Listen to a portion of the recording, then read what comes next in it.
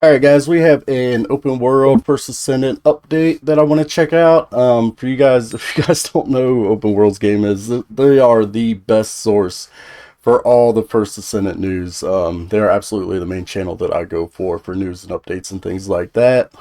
They dropped a new video yesterday, so let's check it out.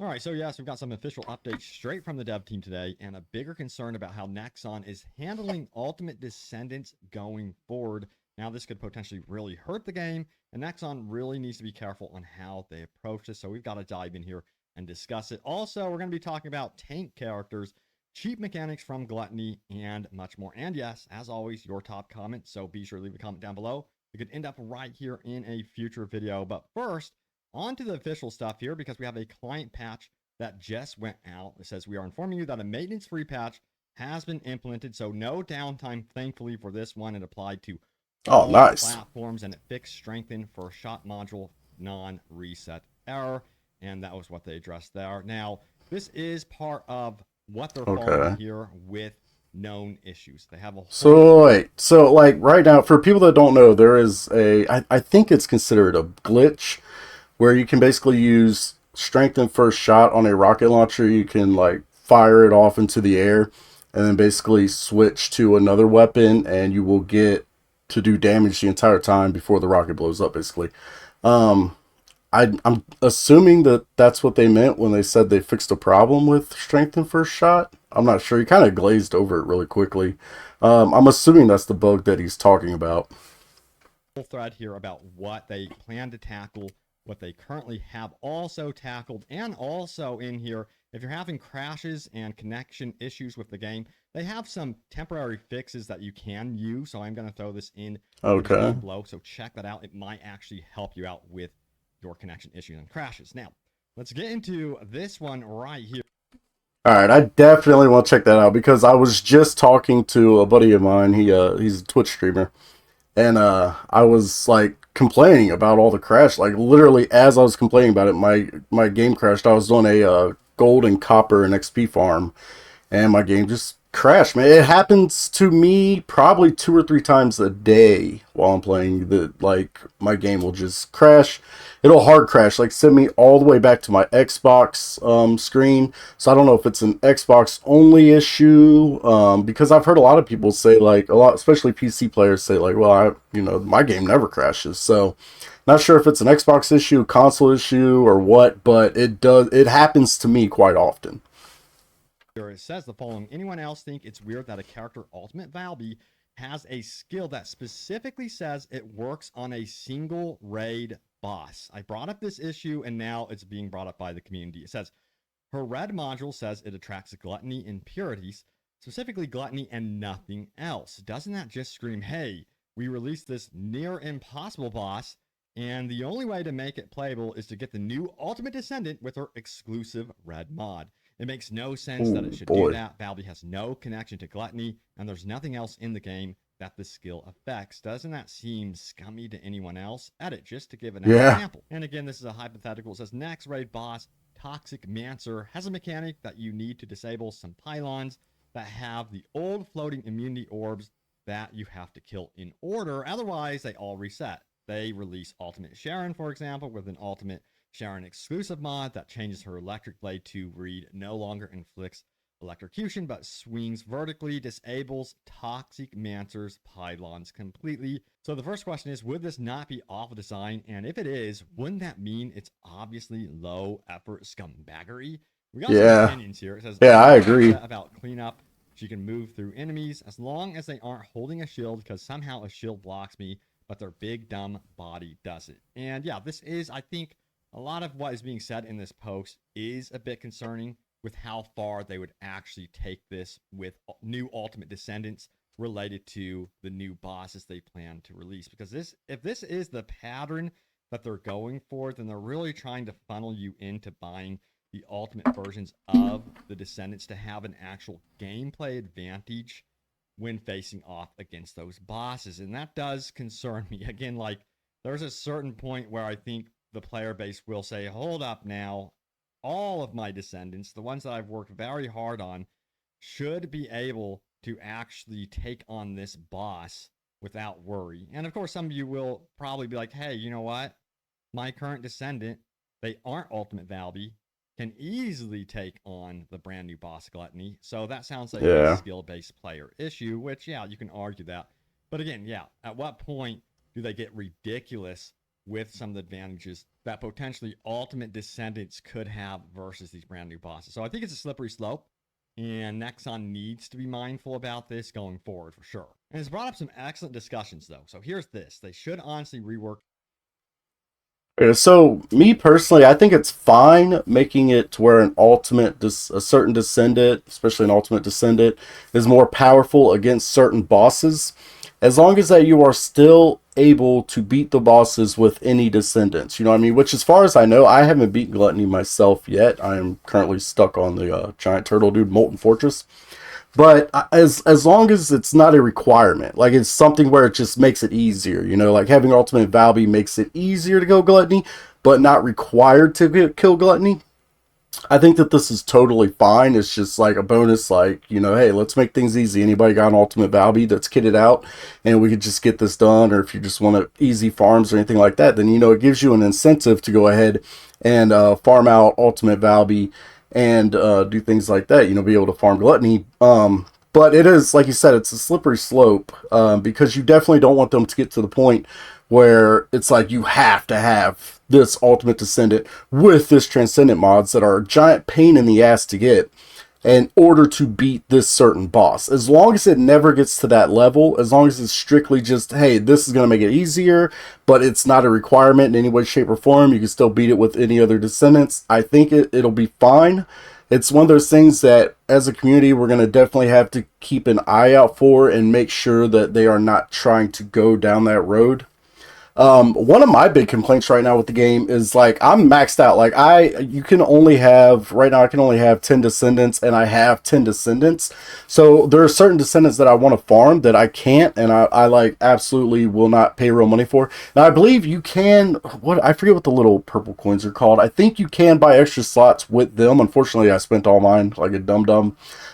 Because I didn't realize it at the time, obviously. So hopefully next season I will be able to grind out the battle pass and increase my slots for free through that system, which is another thing that I think's fine. They did that way. That's more of a me problem. Like, I was stupid. I didn't realize that you could use that currency to get more in descendant slots.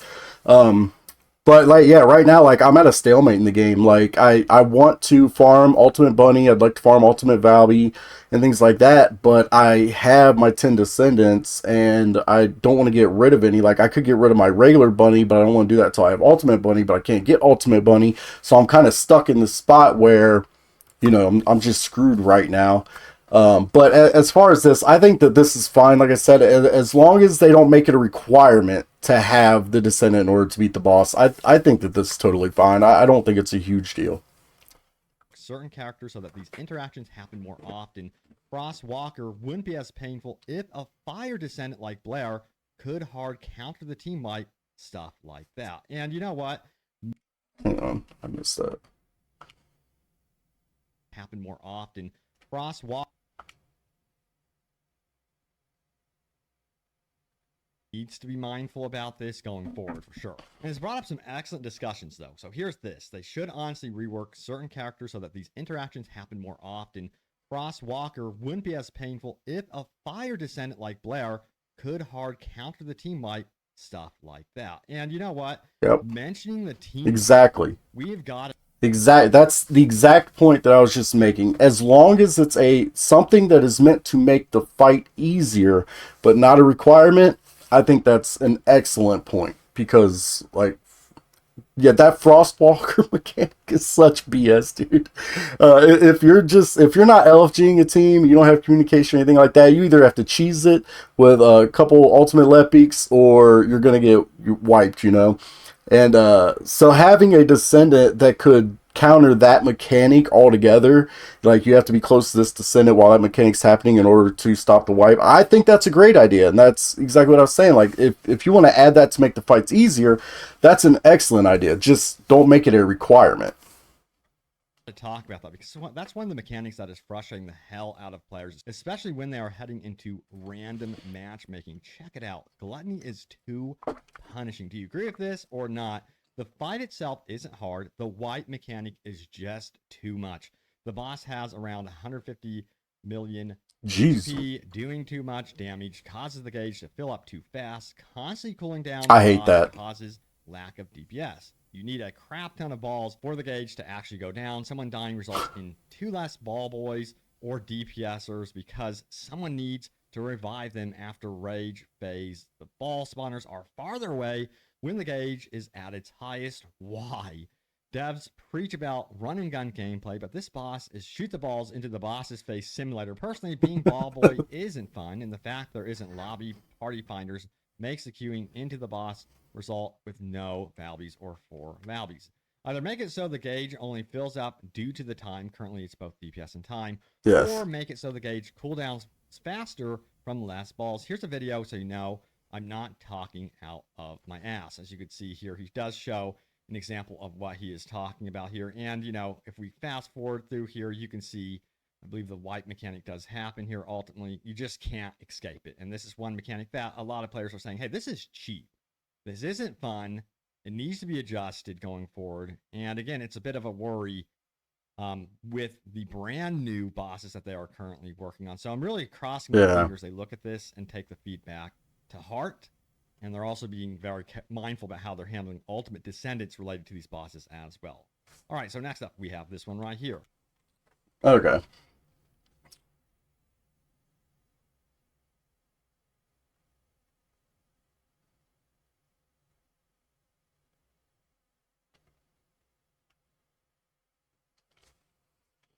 I could totally relate to this because this is actually one of the huge complaints that I have about the boss fights. Is I don't like the fact that if you do too much DPS, then that starts the Enrage phase, or that, you know, that can cause. I'm not sure about this particular boss fight, if like that can cause them to do the white mechanic earlier, things like that. But I do think that like the enraged phase thing should totally be on a timer. Like it should be like a 2 minute, 3 minutes, whatever into the fight they go enraged. I hate the fact that if you're doing too much DPS, then the boss gets enraged and goes immune, and then you gotta start the mechanics, things like that. It's stupid to me, especially if you're not LFGing a team or playing with friends or something like that. If you have no communication and you're just doing matchmaking, it totally can just kill your entire run, your entire team. And like, you shouldn't, I feel like it punishes you for doing incredibly cracked builds, which is what, in a game like this, you want to be able to run builds where you're just going to be pumping out DPS. You know, that's when that's what you work towards. That's the entire point of the grind in a game like this. Is like, yeah, let me grind up this character all the way till I'm just like doing cracked DPS, man. But then the game punishes you because it's like you do too much DPS and the boss goes into its immunity phase. I do not like this mechanic at all. I really hope that they change this. This is a horrible mechanic to me. Tanks should have a taunt. Yes, please. I'm an Ajax main. I'm nigh immortal. I can survive the entire duration of Dead Bride's cute little snow globe. Devourer can't even get through my shield before he dies. Even Gluttony can't break my barrier cube easily, and when he finally does break my shield, he's met with twice as much HP to burrow through. Yet they all ignore me, to one-shot the Bunny, Glay, Lefty, or Valby across the map from them. I'd absolutely love it if we had some way to force aggro onto us, make it an external component set, or even a rare ultimate mod, make Expulsion act as a taunt on Colossi, or even give us an ultimate weapon whose ability is literally just inflicts taunt on critical hit at 5 stacks. I love this idea. On you something. Yeah, aggro. I absolutely love this idea. I'm actually kind of jealous I didn't come up with it myself. What a great idea. I don't really play Ajax. I have him. I don't really use him. I don't even really know what all of his abilities are. But I love that. Yeah, like, why not give tanks a taunt? One of the things that I've always said about this game is I like the fact that it's a third-person shooter, but they have, like, all these different elements in it. One of the elements being, like, they took, like, a MOBA. Basically, they have MOBA characters running around in a third-person shooter, which I love that. But that is a huge mechanic in MOBAs. You know, you're able to taunt so that you can get, you know, the ads or whatever you want to get. You can get their attention towards you, the tank. So that I love that idea. I think that would be a great idea. Seems to be lacking in this game for sure, considering it's also very team-based. So it would be really, really cool if they did end up adding this in here. But also, I want to see this. Grappling hooks should have no cooldown outside of combat for fun sake. I said Yes. post-idle traversal Yes. will be a lot more fun and fast. Plus, will allow players to do some fun, silly things. Cooldown for grappling hooks only makes sense in combat. Outside it, it's depressing. Yes. It would definitely put the parkour type mechanic over the top for sure. Now, there was an interesting. Yes, that's so funny they brought that up because I was just talking about this with Juice yesterday. I'm like, dude, the fact that they add a cooldown to the golden grappling mods kills the entire feeling of like, man, I have this really cool special grappling hook that, you know, a lot of new players don't have, people that haven't grinded for it, things like that don't have yet. It kills that entire feeling of being special because the cooldown is so long. It gets me killed more often than not. There are so many times where I'm like, I wish I would just have kept a regular grapple, which you can. It's absolutely, you could build into, you know, something else besides your grapple hook. You know, you don't have to run a special grappling hook, but I just wish that, man, they would get rid of that cooldown because it would make those mods feel so much better. And like like he said, it would make the gameplay so much more fun. Post about the big list of feedback issues, and it was a very long-winded post with excellent points across it, but I did want to highlight some of the most important bits here. It says top issues, and this one comes from, I should highlight who it comes from here right there. Anaka 23, I believe, says a lot of Void Reactor bosses need a serious nerf, massive health pools, and no way to get ammo and MP back. That's annoying, so bad. Ammo and MP recovery is a major problem during boss fights in general. Player collision and group content is extremely annoying and needs to go away. And forced public intercept bosses do not work. The level required knowledge and coordination is not compatible with public groups. This is why LFR difficulty rates in WoW are so easy. So yeah, really, there's also like a lack of knowledge being presented, tutorials for players to understand boss mechanics. It just seems like a lot of random players just cannot grasp what is happening with the boss, especially with the fight mechanic. In fact, we have some other opinions here. It says the required coordination and knowledge. Okay, so before he goes on, those open world bosses, those Void Reactor bosses, that it is total BS that not only do like none of it, the ones that like spawn ads, none of the ads drop ammo. There's so many times I'm fighting these Void Reactor bosses and I'm having no problem doing DPS. I'm having no problem staying alive. That's not the issue. I just run out of ammo and I run out of mana. And none of the ads drop ammo, mana, help, nothing. Nothing that helps you. And you can kill yourself, you know, to get more ammo and mana and things like that back, to get all your stuff back. But it's definitely a problem that I have noticed in my own runs. Mechanics needed for bosses like Hangman, Frostwalker, etc. are incompatible with forced public groups. It just becomes a matter of requeuing endlessly until you get lucky, and then never going back. If bosses are meant to be farmed countless times for parts, they shouldn't be this difficult and have insta-wipe mechanics. I've given up completely on Frostwalker. It's simply not worth the frustration. But again, there's some players in the community that say... Yes, like I'm torn on this because part of me is like, man, I just want to be able to go into a Colossus fight, matchmake Colossus fight, and be able to work the guy down if I have to. You know, if people don't have kitted out builds and we can't melt them, just be able to do the mechanics and slowly work them down and just be able to beat them that way. You know, it's like as long as one or two people know the mechanics, then it's fine. You can still beat them. It'll just take the full 10 minutes or whatever. I think they should get rid of instant wipe mechanics in this game. I think it's a terrible idea. This is not... Destiny 2, it works fine for the most part. It does get complained about a lot in that game. I hear so, especially the timer wipe mechanics, man. Destiny 2 players hate the timer wipe mechanics, especially like Salvation's Edge Raid, things like that. And that's a huge problem in this game. Like, I think they should just have it to where like you have to do the mechanics in order to keep doing DPS and things like that. But not the insta wipe thing is terrible in this game. It's a horrible idea. Too bad. Find a really good group to play with. This is how it's meant to be played, especially on harder difficulties. Then again, I think some people are very busy. Their friends are busy. They're at work, school, what have you. And it probably can be a little bit more difficult to find a set group of players to play with. So being able to hop in a random based, matchmaking mode can be extremely helpful in this regard. So yeah, I just think that there might be fine tuning needed here. Yes, for With sure. players and projecting For to sure. players what is going on with the boss. I'm not talking about complete hand holding, of course, but it sure would be nice to have some sort of idea that there is going to be an instant wipe. Just get rid of the mechanic here, instant wipe instead of mechanic. kind of letting I think they players should just get rid of it. frustratingly figure this stuff out. Just get rid of it. Now, we also have The this one timer's right bad here, enough. Quality of life stuff. Let me do more research projects at the same time, and let me queue up multiple of the same one. Increase sprint speed in Albion. I'd love that one. Please significantly increase the pickup range on Gold and Kuiper. Yes. Ultimately, make it go Yes. into your inventory. I think they will have an adjustment for that because remember, companions are going. It's to come terrible. soon, so maybe they can pick up your Gold and Kuiper. Oh, we're getting companions? I missed that. A quick deploy option for ground targeted skills. Double tap keybind to Yes. location. The drop rate Yes. successful stealth outpost runs seem awfully low at 5 to 25% for the AM. It feels like it's a lot lower than that. And Yep, I agree with all these, dude. All those points, I agree with all of them.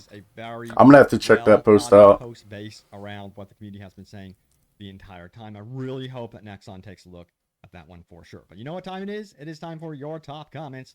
Let's do this. Okay. All right, so the first comment is this one. Anyone else think it's ridiculous that you can't paint your default character skins unless it's Yes! through the shop once? That is Everyone's just, bullshit. like, No. begging. No, wait. I want to take it one step further. I was infuriated when I finally totally grinded out Ultimate Lepic, unlocked him and everything like that. I was like, yes, I got my Ultimate Lepic, free to play, let's go, baby. And then I found out I couldn't paint Ultimate Lepic. You cannot change the color on Ultimate characters. I lost it, dude. I was like, what the fuck is this? It's bad enough that there are virtually zero cosmetic options in this fucking game. But now you've limited it even more. Like, you can't even... You did all that grinding for your ultimate, and you can't even make your ultimate look unique. And, like, if you get into the lore of the game, the reason that ultimate characters are more powerful is because their armor is, like, set to them. You know, like, it was specially created armor by some higher-up guy that even unlocked their powers further and things like that. So it makes no sense for you to be changing the armor of the ultimate characters. Like, the whole... don't get into the lore of this game too much, because that's a whole nother... I could make a whole video on that. But the fact is, like, they're meant to be wearing that armor, so the fact that you can't change the color of that armor that they need in order to be ultimate is just... It's laughable, dude. It's so bad. It's so bad.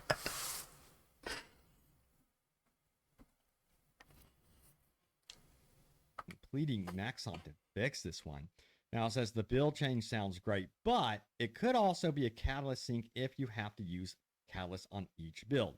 It'd be even better if they carried over the already catalyzed sockets and allow us to change them. I'm really kind of like worried about this now. I was talking about it in my video with the, they're going to be doing some updates with build diversity, but now, I'm kind of paranoid that maybe Nexon overlooks this and it could actually be detrimental to the game. So I'm really crossing my fingers that they see that comment right there and are mindful about that sort of thing, and they don't, piss off and aggravate the community, because that would definitely be a problem for sure. I don't get it. Hang on. I don't get it. Oh my god, just back to Leah. So yeah, it looks like we got our first teases. I don't understand what he was saying there about the mod sockets. Like, how would it be a bad thing if they unlocked our mod sockets? I want to read this. The build change sounds great, but it could also be a catalyst sync. If you have to use catalysts on each build, it would be even better if they carried over the already catalyzed sockets and allow us to change them. I think I get what he's saying. Like, you have your 3 different presets for each character. He's saying like don't make it to where you have to go through and do each preset with all the different catalysts. Like you just do the first preset one, and then you can all your slots are unlocked. You know, you can do each preset just differently, just 3 different builds, however you want to do it. Yeah, you know what? I didn't even think about that. I would be really surprised if they went that way. I'm assuming like once you unlock all, what is it, 10? All 10 mod slots on a character, you'll be able to just change them around like however you want them to be. Like I don't see why they would do it any other way, but I don't know. Sounds great, but it could also be a catalyst sync if you have to use catalyst on each build. It'd be even better if they carried over the already catalyzed sockets and allow us to change them. I'm really kind of like worried about this now. I was talking about it in my video with the, they're going to be doing some updates with build diversity, but now, I'm kind of paranoid that maybe Nexon overlooks this and it could actually be detrimental to the game. So I'm really crossing my fingers that they see that comment right there and are mindful about that sort of thing, and they don't, piss off and aggravate the community, because that would definitely be a problem for sure. All right, so next up we have something about Luna. I became a Luna main, and the next wave screen is the bane of my existence. When you get to an end wave screen and you are Luna, you automatically drop out of your rhythm mechanic and lose all of your mechanic stacks. What is worse is that if you don't have a good cooldown and the vote goes quickly, your skill is still on cooldown when the next wave starts. So infuriating. I don't know anything about Luna, so I have no idea what they're talking about. I've not seen many Luna characters, by the way. I'm not too sure how popular she is. Let me know if you guys have even tried her out or not. I am curious your take on Luna, or if you feel like she's one of the more least played descendants. Yeah, sound off. Next up, we have this one right here. Yes, that door closing right on the heels of the very first person that enters. Come on. Yes. We barely have one. It's so dumb. Totally agree. Yes. I think the devs are overly obsessed with tiny numbers, and that is why most things have an annoyingly low drop rate. It makes me wonder if the entire studio has a fear of numbers larger than 0.2. Probably. Then it says there definitely needs to be a guaranteed way to farm for code breakers, or at least elite yellow health and dungeon bosses should have like a 75% drop chance for code breakers. I've been playing since I haven't had any I've never had to farm code breakers. 25 ultra codes between normal and hard combined, and that's what keeps you playing. That's I don't know. It hasn't been an issue for me. The player base. Alright guys, that's it for the video. I absolutely love that. I think that there were so many good points brought up in that video. It's a lot to unpack there, man. So many good points made, and Nexon has been really good about listening to the community, so I'm not too worried about it when it comes to implementing some of these changes and things like that. They've been really on top of their game. And also, for my channel, I am currently working on I guess it's going to be like a review for Ultimate Lepic. So I'll be, for the glass cannon Ultimate Lepic build, I want to review that build. So I'm working on that right now. But, yeah, as always, thank you so much for watching. I'm the one only Z. Bye-bye.